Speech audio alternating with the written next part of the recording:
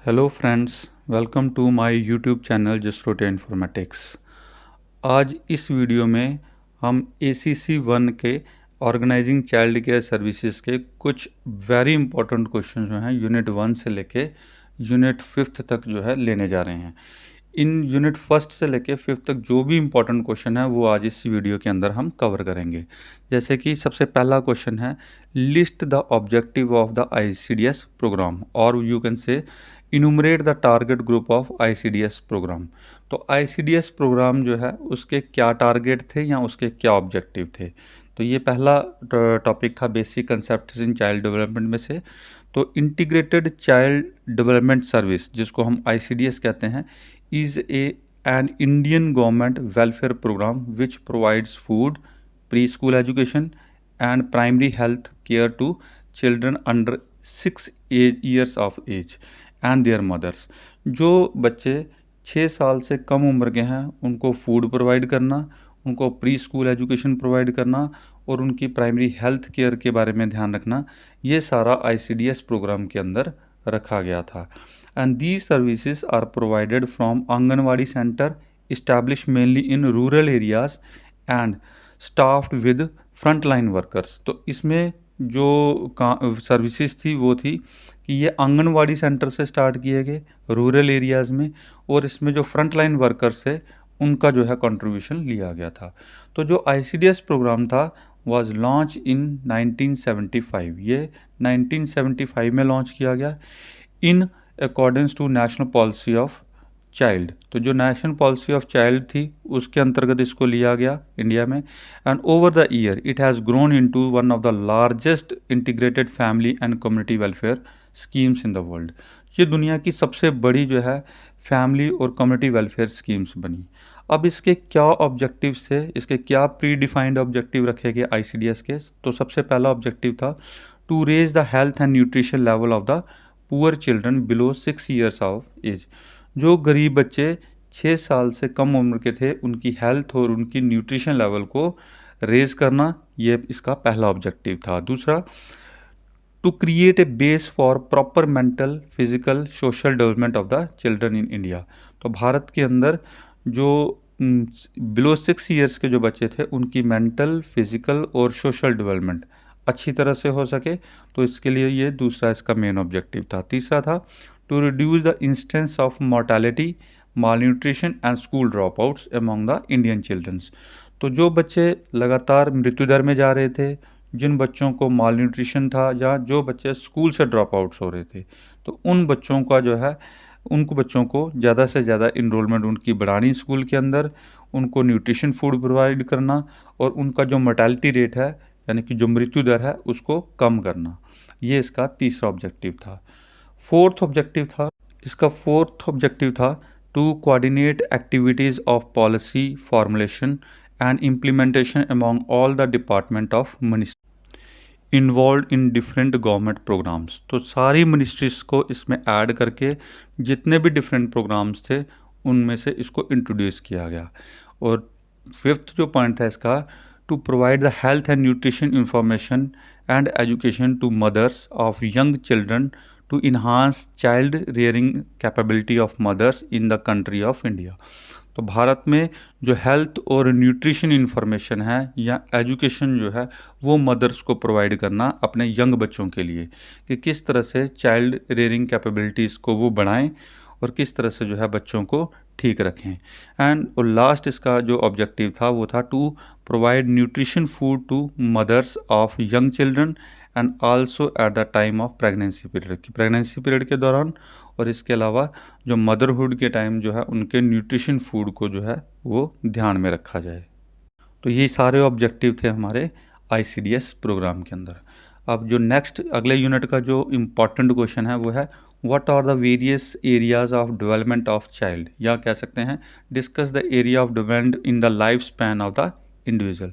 तो कोई भी बच्चे की जो एरियाज़ हैं, कौन से एरियाज़ हैं जिससे बच्चे की डेवलपमेंट होती है। तो there are 5 areas of child development: physical, social, emotional, approaches to learning, thinking, communication and language. ये सारे एरियाज़ हैं जिससे बच्चे की डेवलपमेंट होती है। सबसे पहले 5 एरियाज ऑफ डेवलपमेंट में आता है फिजिकल हेल्थ या फिर मूवमेंट स्किल। तो these activities are design to help develop your child large and small muscle control, her coordination and overall physical fitness। तो इसमें क्या रखा जाता है कि बच्चे की जो फिज़िकल हेल्थ है या उसकी जो मूवमेंट स्किल्स हैं वो इस एरिया में डेवलप हों, जैसे उसका मसल कंट्रोल हो, उसकी बॉडी के अंदर कोऑर्डिनेशन हो और उसकी फ़िज़िकल फिटनेस हो। तो ये सबसे पहले डेवलपमेंट का एरिया है, सबसे पहले इस लेवल पे हम उसकी डेवलपमेंट को देखते हैं। दूसरा आता है social and emotional development. Activities in this area target your child ability to make and keep social relationship both with the adults and with the other children।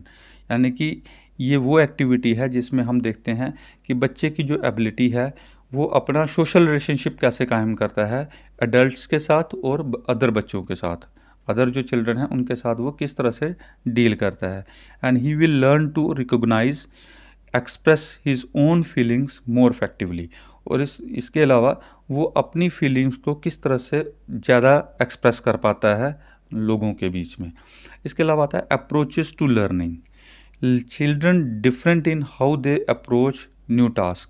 हर बच्चा एक दूसरे बच्चे से डिफरेंट होता है, तो कोई भी नया टास्क या कोई भी डिफ़िकल्ट प्रॉब्लम्स या कोई भी चैलेंज अगर बच्चे को दिया जाता है तो वो किस तरह से उसको डील करता है। These activity will spark your child curiosity. तो इससे पता चलता है कि बच्चे के अंदर कितनी क्यूरियसिटी है, कितना इंटरेस्ट है या कितनी अटेंशन है या वो ability to stay on task. तो किसी भी टास्क के लिए वो कितनी एबिलिटी रखता है उसमें स्टे रखने की। इसके अलावा फोर्थ जो इम्पोर्टेंट पॉइंट है वो है thinking abilities and general knowledge. अब बच्चे की थिंकिंग यानी कि उसकी कॉग्निटिव लेवल कैसा है। तो the suggestion in this area help the child figure out how the world work and how the things are organise. तो इसमें बच्चे को अपने सराउंडिंग्स में या फिर उसको वर्ल्ड के बारे में कितनी नॉलेज है, तो वो सारी चीज़ें जो हैं उससे हम बता सकते हैं कि बच्चे की डेवलपमेंट किस तरह की है। दूसरा कम्युनिकेशन लैंग्वेज एंड लिटरेसी। तो बच्चे का जो कम्युनिकेशन लेवल है, these activities will help your child to learn to express himself, कि वो किस तरह से अपने आप को एक्सप्रेस करता है and to understand what the other says, और दूसरों को किस तरह से अंडरस्टैंड करता है कि वो अगले किस तरह से थिंकिंग कर रहे हैं। या early reading and writing skills are also targeted. तो शुरू में वो किस तरह से रीडिंग या राइटिंग स्किल्स डेवलप करता है, तो ये सारी चीज़ें कम्युनिकेशन लैंग्वेज और लिटरेसी में आती हैं। तो इससे बच्चे के डेवलपमेंट का पता चलता है इन 5 एरियाज़ को देख के कि बच्चे की डेवलपमेंट किस तरह से है। अब जो नेक्स्ट इम्पॉर्टेंट क्वेश्चन है, सबसे वेरी इंपॉर्टेंट क्वेश्चन जो है वो है what does the directive principles of Indian constitution say about the child rights. बच्चे के जो मौलिक अधिकार हैं उसमें हमारा संविधान क्या प्रावधान देता है। तो Indian constitution accords right to children as a citizens of the country. तो जो हमारा संविधान है, जो इंडियन कॉन्स्टिट्यूशन है, वो ये अकॉर्ड करता है, ये बताता है कि जो बच्चे के अधिकार हैं एज ए सिटीजन जो है उसके अधिकार वैसे ही हैं जैसे आम नागरिक के होते हैं। द कॉन्स्टिट्यूशन प्रोमलगेट इन 1950। तो जो हमारा कॉन्स्टिट्यूशन था 1950 में बना, encompasses most rights included in UN Convention on the Right of the Children as a fundamental rights and directive principles of state policy। तो हमने संविधान में बच्चों के लिए जो राइट्स रखे वो यूएन कन्वेंशन के अकॉर्डिंगली रखे हैं। तो जो यूएन कन्वेंशन के अकॉर्डिंग जो राइट्स बच्चों को मिले हैं वही राइट्स हमने अपने कॉन्स्टिट्यूशन के अंदर इनकॉर्पोरेट किए हैं। जैसे these directives have enabled the judiciary to give some landmark judgment promoting child rights, childrens right, leading to constitutional amendment as is in case of 86th amendment of the constitution that made the right to education a fundamental right। जैसे हमारे जो directive principles हैं उसमें एक landmark judgement दिया गया था children rights के बारे में, तो वो जुडिशरी के अंदर उसको एक 86th अमेंडमेंट में बदल के उन्होंने राइट टू एजुकेशन एक नया इनकॉर्पोरेट किया और उसमें बच्चों के अधिकारों को ध्यान में रखा गया। जैसे जो constitutional guarantees that are meant specially for children. अब बच्चों के लिए जो कॉन्स्टिट्यूशनल गारंटीज़ हैं वो क्या क्या हैं वो हम अब इसमें पॉइंट्स में बताएंगे। कि पहला पॉइंट आ गया right to free and compulsory elementary education for all children in the 6 to 14 years age group under article 21A। तो आर्टिकल 21 यानी अनुच्छेद 21A के अंदर जो भी 6 से लेकर 14 साल का जो बच्चा है उसके लिए फ्री और कंपलसरी एजुकेशन जो है ये प्रोवाइड की जाएगी। तो ये उसका राइट आ गया।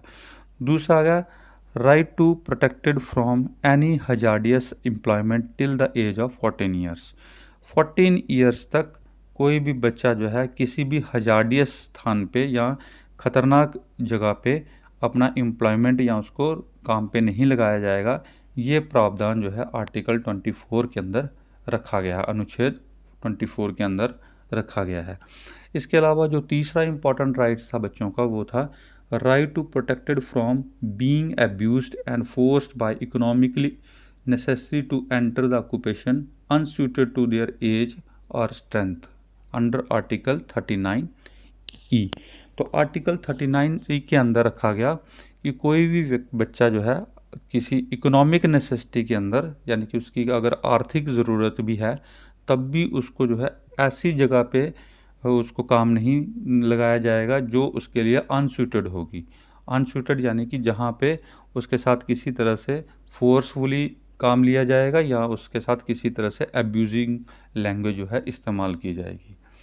इसके अलावा चौथा जो राइट था right to equal opportunities and facilities to develop in a healthy manner and in conditions of freedom and dignity and guarantee protection of childhood and youth against the exploitation against moral and material abandonment। तो article 39F, तो article 39F के अंदर ये प्रावधान रखा गया कि हर बच्चे के साथ इक्वल अपॉर्चुनिटीज़ और इक्वल फैसिलिटीज़ उसको प्रोवाइड होगी और हेल्दी मैनर में होगी। तो उसकी डिग्निटी और उसकी फ्रीडम को पूरी गारंटी उसमें दी जाएगी। तो ये आर्टिकल 39 के अंदर ये प्रावधान रखा गया बच्चों के लिए। इसी तरह से इसका जो 5th पॉइंट था right to early childhood care and education to all children until they complete the age of 6 years under article 45। अंडर आर्टिकल 45 में ये प्रावधान रखा गया है कि कोई भी बच्चा जब तक वो 6 ईयर में नहीं जाता उस समय उसको चाइल्डहुड केयर और एजुकेशन जो है उसको प्रोवाइड की जाएगी। ये उसका मौलिक अधिकार है। इसके अलावा besides children also have right as a equal citizen of India just as any other adult male और फीमेल। जैसे बाकी मेल और फीमेल के अधिकार हैं सेम वैसे ही अधिकार बच्चों को भी दिए गए हैं। जैसे कि राइट टू इक्वलिटी आर्टिकल 14 के अंदर जो है ये प्रावधान रखा गया है, सभी बच्चों के साथ एक जैसा समानता का अधिकार होगा उनको। दूसरा राइट अगेंस्ट डिस्क्रिमिनेशन, बच्चों के साथ किसी तरह का कोई भी भेदभाव नहीं होगा, ये आर्टिकल 15 में बताया गया। इसी तरह right to personal liberty and due process of law, तो आर्टिकल 21 के अंदर ये प्रावधान रखा गया कि बच्चे की पर्सनल लिबर्टी को पूरा उसको पर्सनल लिबर्टी और उसको ड्यू प्रोसेस ऑफ लॉ जो है उसको सारे अधिकार मिलेंगे।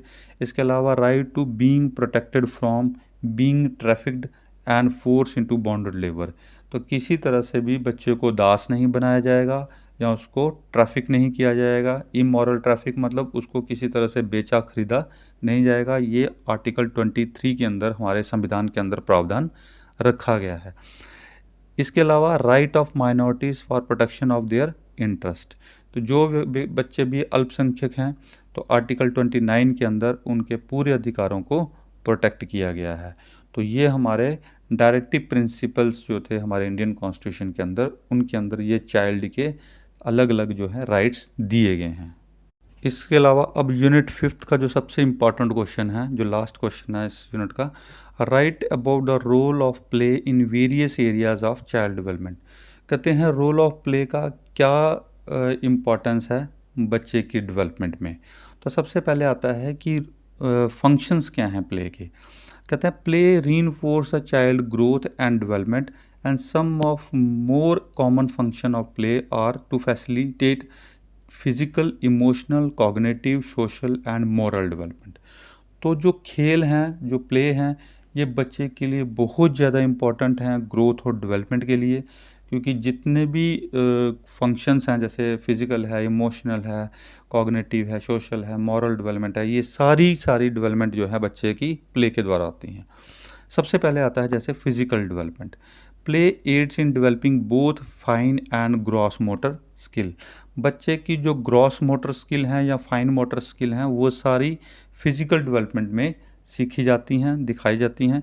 तो children repeat certain body movement.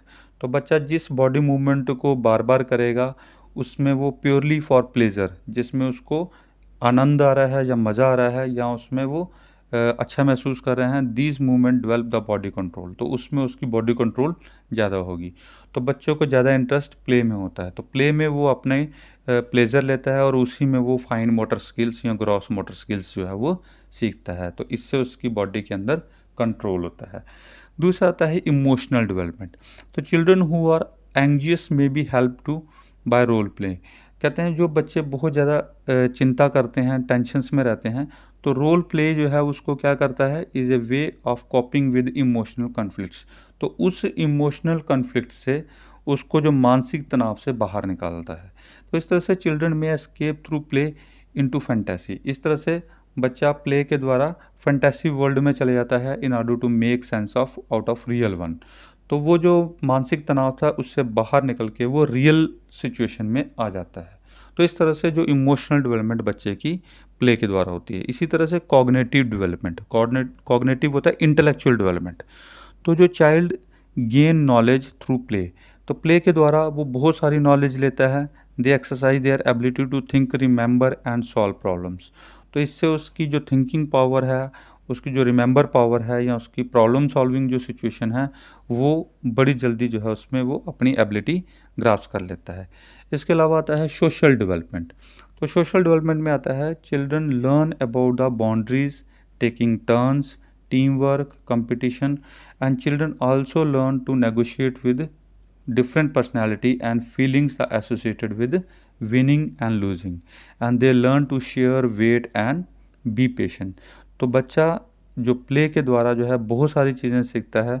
वो जानता है कि उसकी बाउंड्रीज़ क्या हैं, उसका कहाँ पे उसको टर्न लेना है, क्या टीम वर्क है, किस तरह का टीम वर्क है, कंपटीशन कैसे करना है। इसके अलावा वो ये भी सीखता है कि नेगोशिएट विद डिफरेंट पर्सनैलिटी, कि अलग अलग पर्सनैलिटी के साथ वो क्या क्या उनसे सीखने को मिले, वो सारी चीज़ें उसके साथ मिलती हैं। इसके अलावा feeling associated with winning and losing, उसको ये भी फीलिंग महसूस होती है कि हार और जीत में वो कैसा महसूस करता है। इसके अलावा टीम स्पिरिट के अंदर प्ले से वो चीज़ों को शेयर करना, वेट करना, पेशेंस, ये सारी चीज़ें उसके अंदर डेवलप होती हैं सोशल डेवलपमेंट के द्वारा। इसी तरह से लास्ट उसमें आता है मॉरल डेवलपमेंट। तो कहते हैं ग्रुप प्ले, जब भी बच्चा ग्रुप में खेलता है, helps the child appreciate team work. तो इससे उसकी टीम वर्क को अप्रिशिएट मिलता है। शेयर एंड रिस्पेक्ट अदर, इससे वो शेयर करना सीखता है, चीज़ों की, दूसरों की रिस्पेक्ट करना सीखता है।